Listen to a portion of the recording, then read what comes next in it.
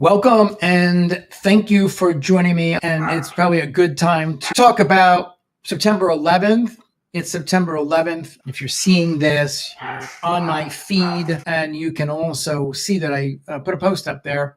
I was in New York in the Chrysler Building the morning of September 11th at work when those planes hit, and lost a bunch of friends. Went to 11 or 12 funerals. It was a disaster, as you can imagine.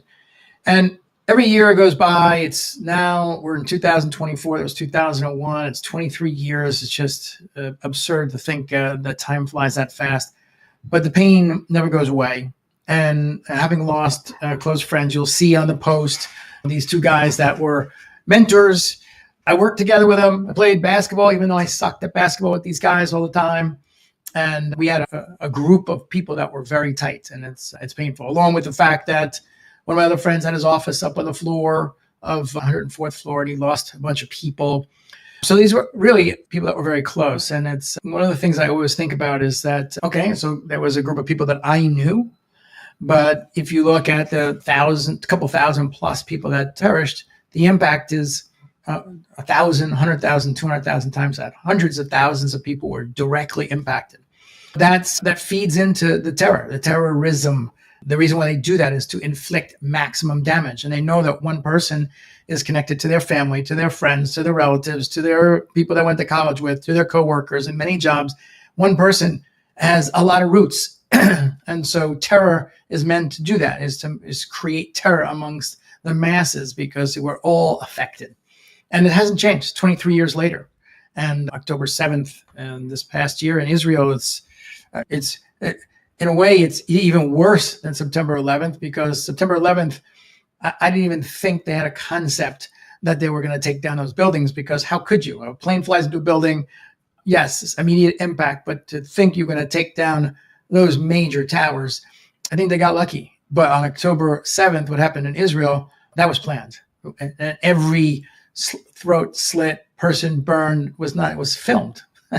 It goes beyond, it's just barbarism. It goes beyond. It's not a group of people got on a plane and a plane's going to fly into a building and it kills thousands of people. It's one by one. They shot, murdered, tortured, raped, person by person. It's a human. I can't even call him a human, an animal on top of a human doing those type of things. So I can't say it's gotten better. And many will say it's gotten worse. We had ISIS. Remember the JV? Oh, ISIS, nothing to worry about. That's the JV team. So what do we do? I think the only thing we can do is take personal responsibility for what you can do, what I can do, and whatever that is. If it's be out there and have a voice. If it's get involved with, I don't know, the government, if that's your thing.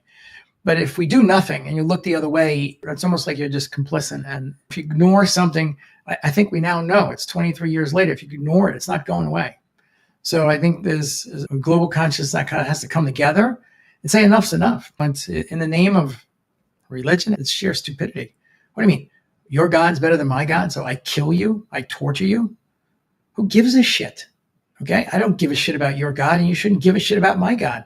It doesn't make any sense. Yet, look what's happening in Europe right now. It's in all these cities in Europe, they're being overrun by people that take a stand. And it's not just attacking the Jews.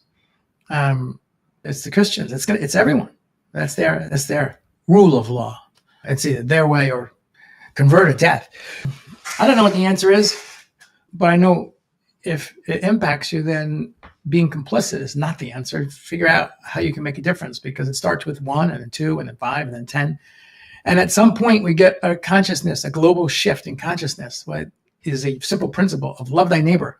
Whatever they think or believe, black or white, it doesn't matter. Just whatever they're doing, that's okay. It doesn't directly affect me. If everyone believes that every human should survive and have the opportunity to live, then we can get a shift in global consciousness and Mashiach can come. So that's my dedication to all the families and friends that have been impacted by September 11th, October 7th. This is just dreadful. And to the hostages that are